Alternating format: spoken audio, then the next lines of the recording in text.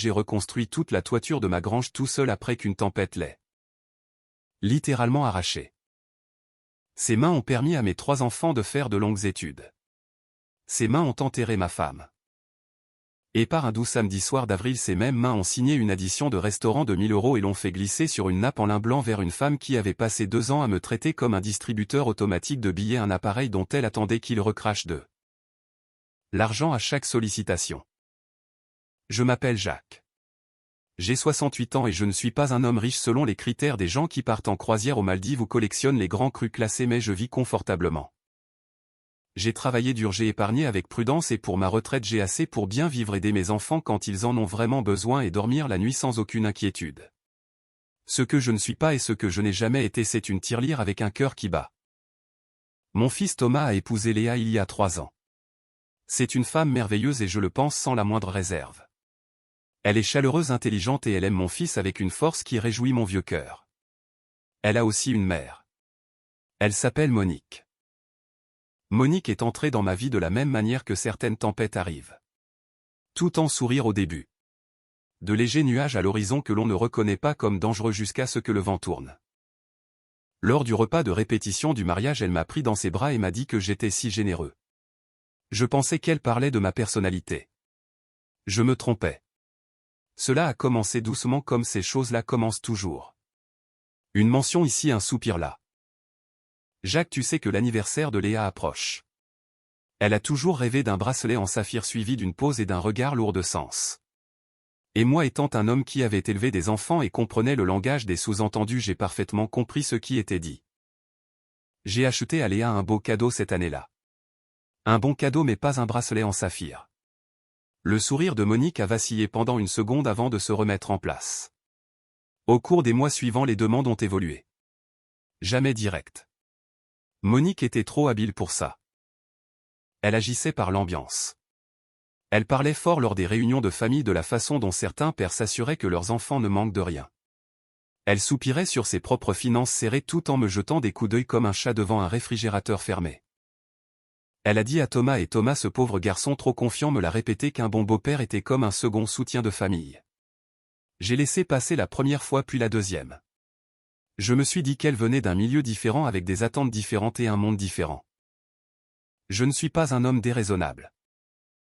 Mais à la fin de la première année, j'avais payé pour un week-end au spa que ces dames voulaient faire, j'avais contribué à l'achat d'un nouveau canapé qui était devenu ma responsabilité sans que je sache comment, et j'avais discrètement donné de l'argent à Thomas pour couvrir un dîner que Monique avait prévu et où elle s'était invitée comme hôtesse dans son appartement à lui. Ma fille Julie, une femme vive qui a toujours été capable de flairer les bêtises à 3 pièces de distance, m'a pris à part à Noël. Papa, a-t-elle dit en tenant son verre de vin et en me regardant avec les yeux de sa mère, tu sais ce qui se passe, n'est-ce pas? Je lui ai dit que je gérais la situation. Elle m'a lancé ce regard. Le regard qui signifie que tu ne gères absolument rien du tout. Elle avait raison. L'incident du restaurant a commencé de manière assez innocente, ce qui est la façon dont tous les grands désastres commencent. Monique a annoncé, et non suggéré, Monique a annoncé qu'elle organisait un dîner de famille pour célébrer le premier anniversaire de mariage de Thomas et Léa. Un beau geste. Je pensais qu'elle avait réservé à l'Écrin d'Or, qui est le genre de restaurant qui n'affiche pas les prix sur son menu parce que les tarifs sont du genre à faire fuir les gens raisonnables. J'y étais allé une fois il y a des années pour le départ à la retraite d'un collègue. Je savais ce que c'était. Je suis arrivé pour trouver 11 personnes à table, Thomas et Léa, Monique et son mari Bernard, 3 des sœurs de Monique avec leur mari, 2 cousins que je n'avais jamais rencontrés. Et le dîner d'anniversaire de mon fils était devenu d'une manière ou d'une autre une réunion de famille élargie pour une famille qui n'était pas la mienne. Je me suis assis. J'ai souri. Je suis doué pour sourire. La commande a commencé. J'ai regardé les chiffres s'accumuler dans ma tête comme je le fais toujours, une habitude héritée de décennies de vie prudente. Des entrées pour 11, 2 bouteilles de vin puis une troisième. Des plats allant de 40 à 80 € chacun. Un dessert pour toute la table parce qu'il faut fêter ça dignement. Pendant tout ce temps, Monique était assise en bout de table à mon côté, commandant avec l'autorité d'une femme qui avait déjà décidé que l'addition ne serait pas pour elle. À un moment, elle s'est penchée vers moi et m'a dit doucement avec douceur, Jacques, tu es un homme tellement merveilleux, si généreux avec ta famille. Elle a tapoté ma main. J'ai remarqué qu'elle ne s'incluait pas quand elle disait ta famille. Je n'ai rien dit. Quand l'addition est arrivée, Monique n'a pas fait un geste pour la prendre. Ni Bernard, ni les sœurs, ni les cousins. Ils se sont tous engagés dans le théâtre élaboré consistant à vérifier leur téléphone, ajuster leurs serviettes ou relancer des conversations. L'addition a atterri au centre de la table comme une petite bombe. Je l'ai regardé rester là pendant 45 secondes. J'ai compté avant que le serveur ne me regarde. Je l'ai ramassé. 1012 € avant le pourboire. Et puis j'ai fait quelque chose que je n'avais jamais fait de ma vie, quelque chose de calme et de simple et je pense de nécessaire depuis longtemps. J'ai sorti mes lunettes de lecture. Je les ai mises lentement. J'ai examiné l'addition de la même manière que j'examine tout document important soigneusement ligne par ligne. Puis j'ai levé les yeux vers Thomas. Fils, ai-je dit quelle était la part pour toi et Léa? Thomas a cligné des yeux.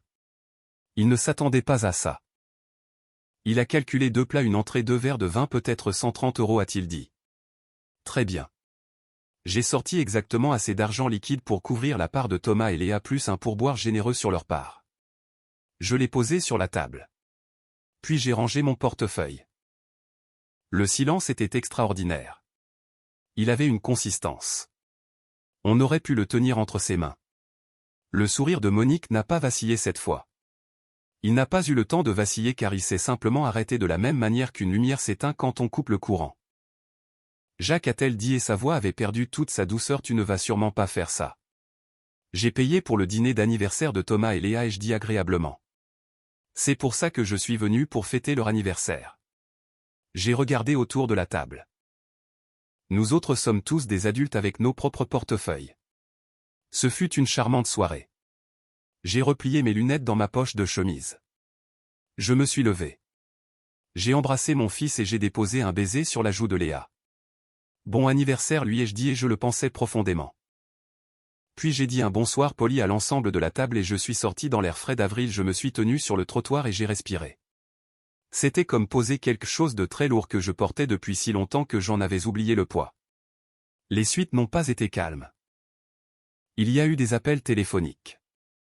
Monique a appelé Thomas ce soir-là et Thomas m'a appelé le lendemain matin avec la voix tendue d'un homme pris entre deux forces qu'il aime. Je lui ai dit je t'aime et j'aime Léa.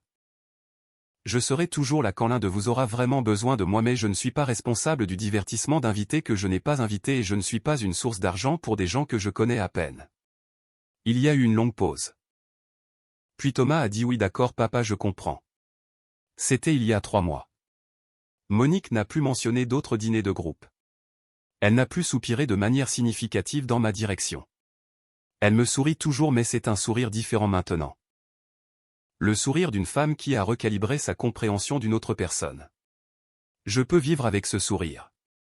Julie m'a appelé le lendemain après que la nouvelle se soit propagée. Elle a ri pendant environ 30 secondes avant de pouvoir parler. Papa, a-t-elle finalement dit, maman aurait adoré ça. Et je pense qu'elle avait raison. Ma femme Marie était la personne la plus généreuse que j'ai jamais connue. Mais elle avait aussi un dicton qu'elle répétait chaque fois que quelqu'un confondait sa gentillesse avec de la faiblesse. L'eau douce sculpte la pierre, Jacques. Mais c'est toujours de l'eau. N'oublie pas ce que c'est. J'avais oublié pendant un moment. Je m'en suis souvenu à nouveau devant une addition de restaurant en avril. Mes mains sont toujours rudes. Elles portent toujours chaque année de travail en elles. Et elles ouvrent toujours mon portefeuille pour mes enfants, pour un besoin réel, pour l'amour qui demande sans exiger et reçoit sans attendre. Mais elles savent aussi maintenant comment poser une facture et laisser les autres la ramasser. Cette connaissance, je pense, valait chaque euro que je n'ai pas dépensé. Cette histoire nous rappelle avec force qu'il existe une différence fondamentale entre la générosité de cœur et le fait de se laisser exploiter par autrui. Jacques incarne cette sagesse acquise avec le temps et le travail manuel, une dignité qui refuse de voir ses efforts de toute une vie gaspillés pour les caprices de personnes qui ne le respectent que pour son portefeuille. En France, la culture de la famille et du partage est très forte, mais elle repose sur la réciprocité et non sur l'opportunisme d'une belle famille envahissante. Ce récit souligne l'importance de poser des limites claires, même si cela peut créer un malaise temporaire, car c'est le seul moyen de préserver son respect de soi et la sincérité de ses relations futures. Le geste de Jacques n'est pas un acte d'avarice, mais un acte de justice envers lui-même et envers son fils, lui montrant qu'aimer ne signifie pas tout accepter. Et vous, qu'en pensez-vous? Auriez-vous eu le courage de Jacques de ne payer que la part prévue initialement devant toute la famille, Ou auriez-vous cédé à la pression sociale pour éviter le conflit? Dites-le moi en commentaire.